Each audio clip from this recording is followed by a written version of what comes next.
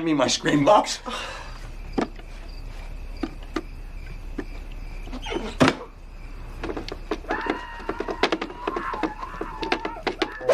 All right, the court is calling 2022 CR 10214B, State of Texas versus Gracie Segundo. Could I have parties announced for the record for the state? Daniel Escobar for the state of Texas. Defense? Javier Oliva and Bodily Bellas for the defendant. And- Are you Gracie Segundo? Yes, ma'am. All right, according to the plea bargaining agreement, punishment is to be assessed at 7 years in the prison. There's a $500 fine. The state is opposing your application for deferred adjudication. They're recommending community supervision, and there are items to be taken in consideration. Have both parties had a chance to review the PSI report? Yes, Any objections to the PSI report, state or defense? Judge, so there are some errors on the PSI report that we wanted to bring to your attention. Yes. So it lists the offense date as, I believe, November 16th of 2021, when in reality, the offense date that's on the indictment is October 16th of 2021. All right. And it lists that in the criminal history. There's an assault that was in the criminal history that it makes it seem as if they're two separate offense dates. Okay. And then I think in the towards the back of the actual statement itself that Ms. Segundo gave, there's a portion where it's talking about the co-defendant and that he's charged with ag assault deadly weapon. It's assault SBI. It's the same offense. Okay. We just wanted to make sure you were aware. All right. And the court is also in receipt of victim impact statement. And the court reviewed that without objections from the state or defense. Is that correct? Yes, Your Honor. Yes, Your Honor. And the court is also in receipt of letters that defense presented on behalf of the accused. And there were no objections to the court reading those letters. Is that correct, state and defense? No objection, state judge. All right. So the court has reviewed all of those documents. Your Honor, I also raised that the part of the agreement of coming back today was that the misdemeanor occurred on the same day of this alleged date. Was to be taken into consideration with CC County Court 4 case 969-3701. Yes. And the court does have that as a part of the plea bargaining agreement. And Judge, just to kind of expand on that, I believe as an additional part of the plea agreement was that she was to take responsibility for what happened as a part of the TIC. Yes. Okay. All right. So my understanding, the complainant in this case is Rebecca Martinez. Yes. All right. And is that the Rebecca Martinez who's on the fourth court? Yes, Judge. Yes, sir. All right. President of the courtroom. So that everybody can be aware, I do know Rebecca Martinez. She's never been to dinner at my house. I've never been to dinner at her house, but I do know her. We are colleagues. And when I see her, I say hello. She says hello to me. I may ask her about her day. She may ask me about my day. But I will tell you that my decision on this case is not going to be impacted by the fact that I know her. So if anyone has any objections to me hearing this, now is the time to say so. State? No, Your Honor. Defense? Your Honor, I have all the confidence that it was fair and right in this case. So no objection. All right. So are there any witnesses that anyone wishes to present? State? So the state doesn't have any witnesses. The main thing that we wanted the court to be aware of was the statement from the complainant, All which the court has already noted that they read. Yes. Defense, any witnesses? Your Honor, other than my plea to you and our arguments to you before considering sentencing in this matter, I will be speaking and Ms. Segundo may say a couple of words. And Ms. Segundo's parents are present in support of her today. They can stand with Mr. is standing here in support of her today. All right. Thank you. They will not be speaking. All right. So before I begin with your presentation, with regards to the case to be taken in consideration, if you could raise your right hand for me, please. Do you solemnly swear affirm the testimony you give will be the truth and nothing but the truth, so help you God? Yes. All right. You can lower your hand, state your name for the record. Gracie Segundo. All right. And with regards to County Court Cause number 6933701, the state is taking that case into consideration, but to that case, how do you plead? No contest, sorry. I'm just so nervous. That's okay. So in order for me to take that into consideration, she will have to accept full responsibility for it. So a no contest plea, I can't accept that because I don't have any police reports in regards to that. So she will have to enter a plea of guilty to it and accept responsibility for it. And then the state will tender dismissal to the court and the court will sign that. I don't know if you want to discuss that with her. We'll go ahead and proceed with a guilty plea, Your Honor. All right. So the county court cause number 693-701. How do you plead to that? All right. And state, do you have the dismissal Yes, for the Judge. court in that cause number? So the court then will hear argument. State, you're opposed to deferred adjudication? Yes, Your Honor. The reason why the state is opposed is because of the nature of the offense, the actual underlying facts. It was an assault that occurred where the resulting assault it created a lot of issues for the complainant. She was severely injured. Her life was severely impacted from that day forward, and she still feels the impact to this day. It's something that was senseless and didn't need to happen in the first place. So that's why the state is opposing deferred and is asking for probation. Defense? Your Honor, we're here because one incident can't define a person for the rest of their life. And this is very serious, and no doubt we take that very seriously. This is a felony charge. It's a felony charge that carries a very significant penalty.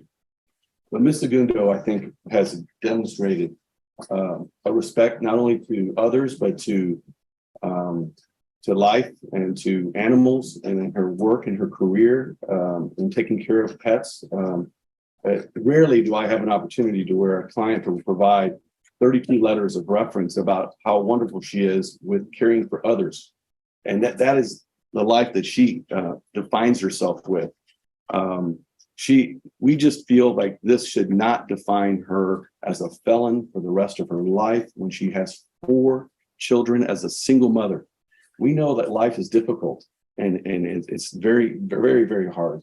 And she's having to raise 4 children on her own, ages 15, 14, 12, and 10. As a single mother, she has to be involved in their school activities and support their activities with FAA.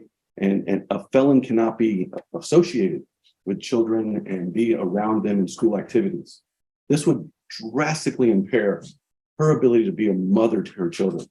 And so she's really fighting to be able to continue to provide the love and the support of 4 children that need their mother so that they can become better than her and have a future. She lives in Houston. She leases a home. She's lived in that home for 3 years. She has good family support. As I've said, her mother and father are present. She has a high school diploma. She has been employed during this whole time. This case is 2 years old.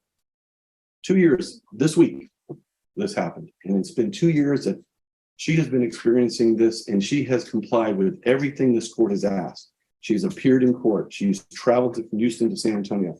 She has fully cooperated. She has weighed all of her decisions and sought not to seek a trial, but to put the decision on deciding her future on you. And she made that decision because she felt that was in her best interest. She does receive some child support. She is willing to do everything and anything that it takes to give her this opportunity. I explained to her that deferred adjudication is a double-edged sword. You may think like, you're not going to be subject to a conviction, but in actuality, you are subject to all the conditions and behavior for 7 years. We're asking you, Judge, to give her that chance, to give her the opportunity to prove to you that this one incident does not define her life or who she is or how she is as a mother or how she works. This case was very regrettable, and it should have been a day of celebration. It was after a football game, and she was acting in defense of another. She doesn't know the victim in this case. She doesn't know the judge. She never knew who she was. And I sincerely believe that just because she's a judge doesn't mean that this case should be treated any different than any other case of any other person who comes to this court and gets justice, because she should get an opportunity to do it. She's willing to do the urine analysis. She's willing to state no contact, and she's had no issues in the last 2 years with the defendant, the complainants in this case. She's willing to take anger management classes. She's willing to do community service. She's willing to do what it takes to give her the chance And she has proven, other than this one incident that happened in a flash, wasn't premeditated, it wasn't thought of, it was just something in a reaction and defense of someone that she was with. And for that reason, we think that she should be given an opportunity to earn the right to be able not to be a convicted felon. The amount of restitution in this case, I think we've agreed to, that was presented before the court, was $2,416.29. We fully agree to repay that. We will work hard every day to pay that back. But in this working community and in Houston and San Antonio, mothers every day have challenges. And we regret that this happened. And I know that she sincerely has nothing personal against Ms. Martinez or her husband. She wants to do what's right, but she also wants a chance, Judge. And I'm asking you with all the fiber of my body to give her that chance. And I will make sure and work with her that she will comply with every condition so she will never be back here before you regarding any violation or any condition of this case. You want to say something? No, I'm nervous. All right. Well, just so you know, in this court, I see everybody as a human being. I don't see them as their titles. So for me, defendants are not defendants. They're human beings who are accused of a crime. The fact that Rebecca Martinez is a judge, that doesn't mean that I'm putting weight on the fact that she's a judge. If she were the president of the United States and she were here as a complainant, I wouldn't put weight on the fact that she's the president of the United States. I'm just dealing with the facts here. And my job is to look at everything objectively and not outside noise, not what people's occupations are. You understand? So I always reread everything and reread police reports and the PSI report, and I've read the letters. I do not understand how the fact that an elevator has a limited capacity, how we go from people saying the elevator is full, you cannot be in an elevator, to it's a brawl. So explain that to me. I mean, it just, I don't know, I couldn't tell you. I mean, there has to be some sort of thought process. For example, if there's an elevator, I think everybody knows there's a weight capacity on the elevator. Mhm. Me personally, when I see there are too many people on the elevator, I don't get on. But obviously what we are here now for is there's an elevator. According to everything that I've read, the elevator was at capacity. And there were already some people on there. I don't understand how an elevator is at capacity, people need to get off or more people can't come on, how that ends up in a fight. Yeah, I couldn't tell you how it started. I just, somebody in my party was getting into it and somebody hit me and I just reacted. And unfortunately, I feel bad and should never have done that. Shouldn't have got to that. It just happened really quick. I know things happen quickly, but the police report I'm reading, it doesn't say that somebody in your party got in an altercation and you got hit and so therefore you got into a fight. What your counsel is telling me is that somebody in your party, I guess, was in a fight and then you decided to get involved in that fight. I went to go and try and pull my friend away, and then I don't know, it was just a bunch of people and somebody hit me and I just reacted. Your Honor, if I could clarify, I think the facts is this is a COVID era situation in the elevator. These elevators can accommodate 18, 20, 22 people, and they were limiting it to 7. And as people went into the elevator, the policy and procedures of the elevator operator of not allowing people to come in once they met capacity. They were in the elevator, they were asked that there was too many in the elevator, and then people had to decide who's getting off, and they asked who she was with, another man and another person, to get off the elevator. That person said, I want to talk to your supervisor. That individual entered into an altercation with the victim's husband that spilled out of the elevator onto the floor. She came in assistance to that man And that's when she was hit, and that's when she struck the victim. That's stated in one of the reports here that was provided to you in the PSI. And she did not go in there to fight. She didn't go in there to look for someone to fight. She was trying to get someone off of her friend. And in the process of that was struck, and she injured Ms. Martinez. And so it's regrettable, Judge. There's no doubt about that. And this incident happened in a matter of seconds. And that's why we're here 2 years later doing that. And in addition to that, Judge, there is a civil suit in this case where the parties in this case are seeking $1 million in damages against my client. And so this case will not end today. It will continue in a civil matter with a lower burden of proof, where she will have to defend herself in a civil cause of action for money damages.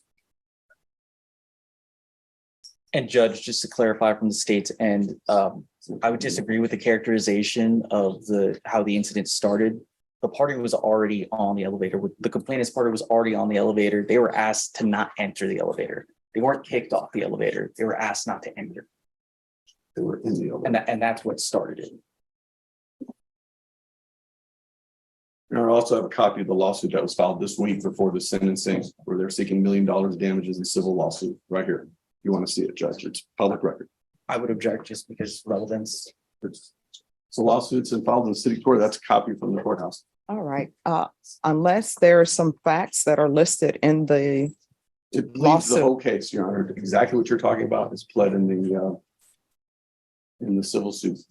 I mean, if that document has facts that somebody has, alleged facts that somebody has presented, that's a different rendition from what's in here, then the court will, It does not, Judge. all right. So, Just to let you know, there is a civil suit. all right, then the objection will be sustained. All right. Anything else from either side? No, Your Honor. No. All right. I've read your letters that were presented, and it appears that, other than this one incident, you're a great person. But sometimes sentencing, not sometimes, always sentencing has to do with punishment, rehabilitation, and basically whether or not someone should go to prison or not go to prison. These are all things I have to think about. You understand?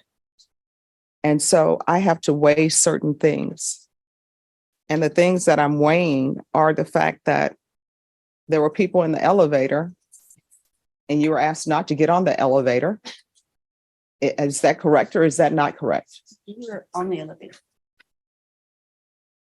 Your Honor, the elevator's doors open. They entered into the elevator and they were asked, there were too many in the elevator, and the elevator operator asked people to voluntarily get off. All right. So there were already people on the elevator.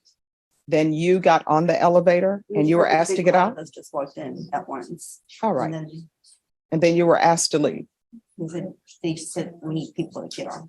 All right. So why didn't you just get off the elevator? That's what I don't understand. You didn't decide that. Yeah.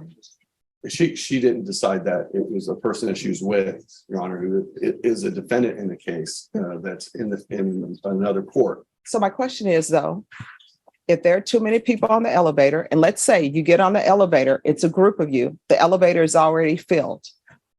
I'm assuming, and correct me if I'm wrong, people were on the elevator, they had not met their 7-person capacity.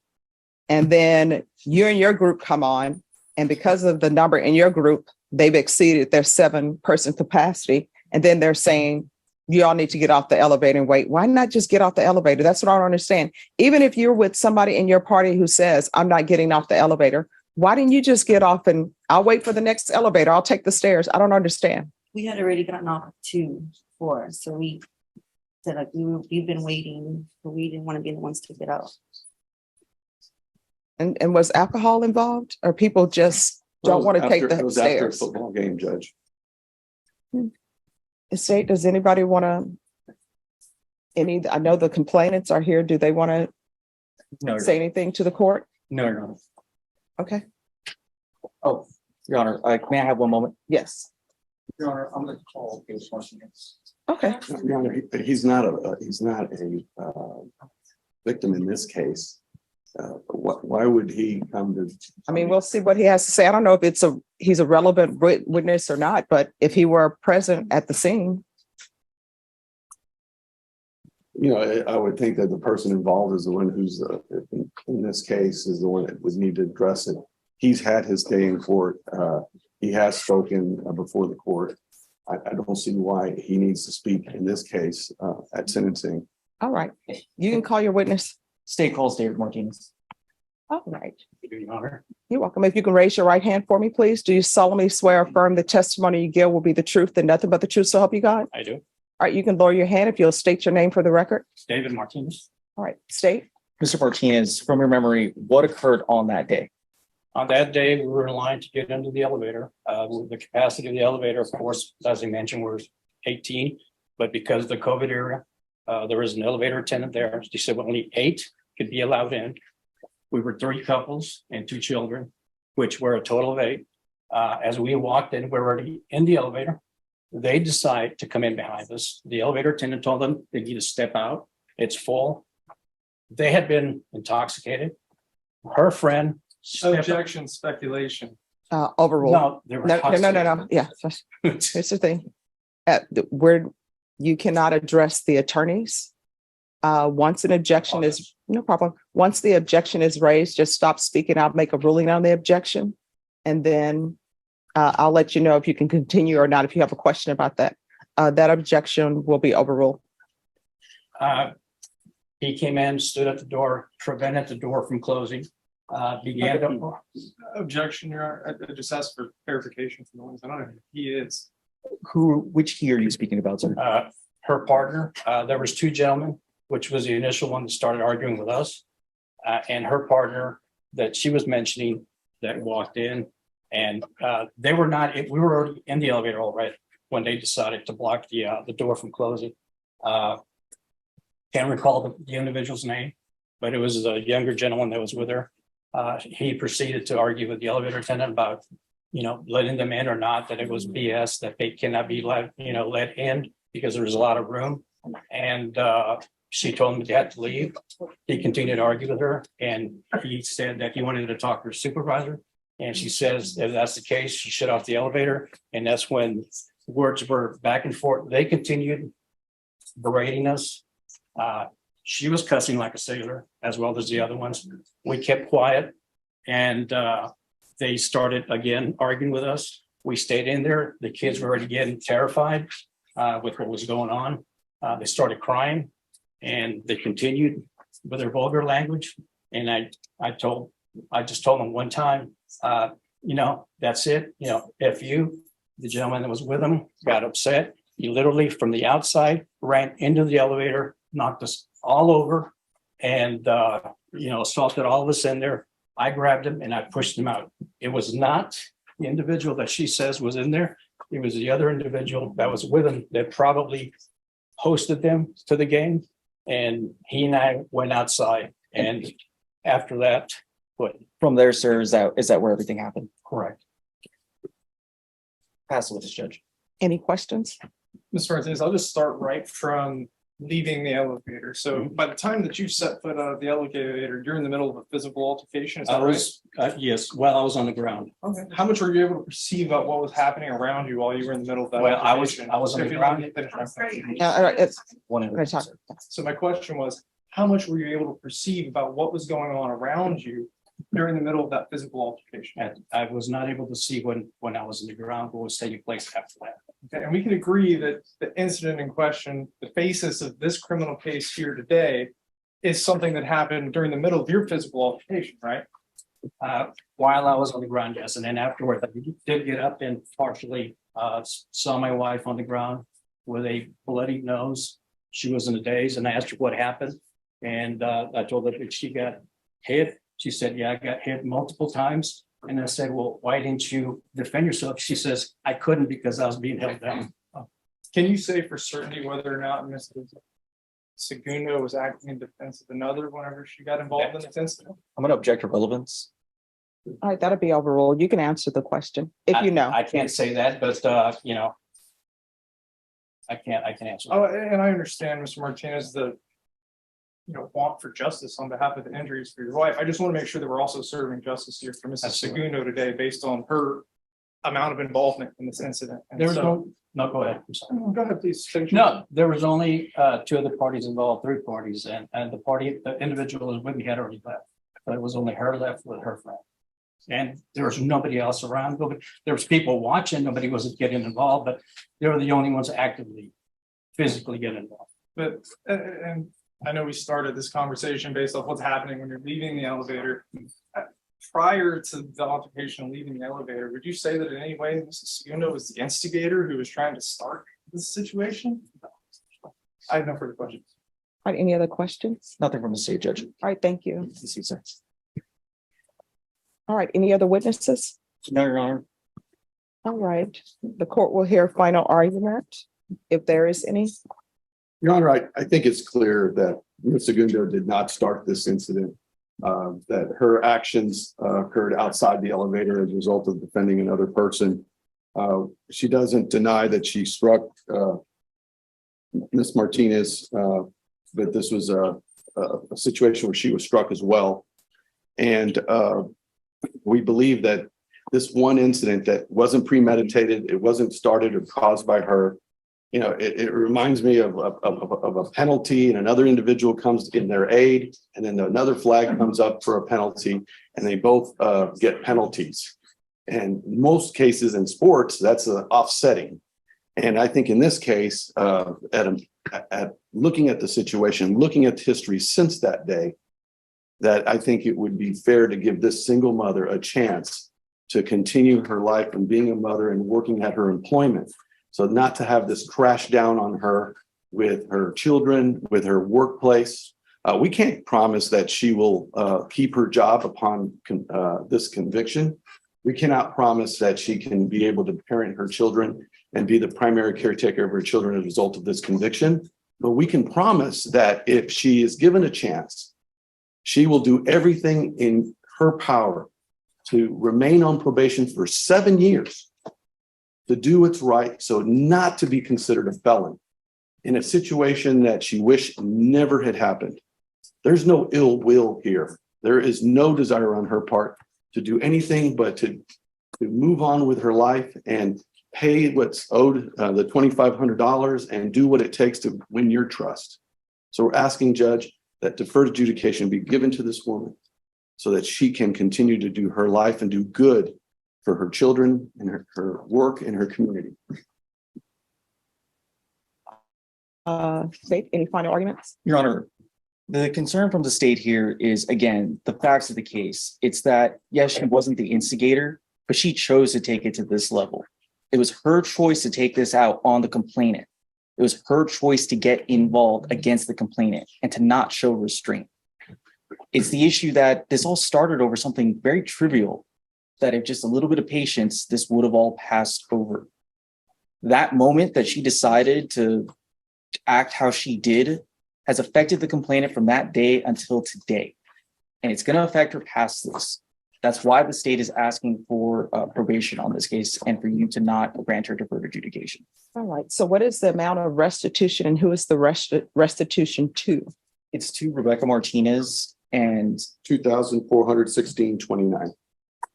Wait, 2,400? $16.29. And also in the plea bargain agreement, it says restitution to, Jeanette Rojas. yes. Your Honor, so we haven't gotten any medical or billing from there. We would ask restitution to be determined on that amount. All right, so with regards to the restitution to Jeanette Riojas, if there's a restitution amount that's submitted to the court and you all have objections to it, we can have a restitution hearing. Thank you. And I'll just write in that there's to be a restitution hearing as it relates to Jeanette Riojas. And I'm assuming she's going to want to transfer to Houston? Yes, Your Honor. And what? It's in Harris County. All right, Ms. Segundo, I've listened to all arguments. I want you to know I paid very close attention to the arguments that were presented, to the witnesses, and to all of the documents that the court reviewed. I realize that sometimes when things happen, it's just a Snapchat or somebody's life, right? It doesn't mean that the person is a horrible person. And I'm sure if people could go back and change things, sometimes people are serious when they say, if I could go back and change things, I would. Maybe I never would have went to the game. I would have just let the elevator went. I would have taken the stairs. I understand that. But we can't turn back the hands of time, right? And the problem in this case, and one of the things that I'm looking at is the fact that the complainant has serious injuries. And it has nothing, my consideration on whether they're a judge or not, that's not playing any factor in my decision. If she did not have that occupation, let's just say she worked at the HEB, for example, then based upon her injuries, she wouldn't be able to work at the HEB. She wouldn't be able to stock. She wouldn't be able to stand and be a cashier. I don't know what they would have her doing at the HEB. You understand? So her injuries are very serious injuries. And I've read the report that was given to me about her injuries, and I've read the PSI report, and I've read the police reports again in this case, because I always like to review things. So I understand that you're very sorry for what happened, but sometimes, yeah, it's great that you're sorry. It's great that you've internalized things, but there is still some punishment associated with it. And I understand that sometimes when people have felony convictions, they say, well, now I can't do this. I can't do that. I can't do this. But then when you look at the complainant has some lifelong issues. And that's the report that I was given and that your attorney has read. The injuries that she suffered are not going away.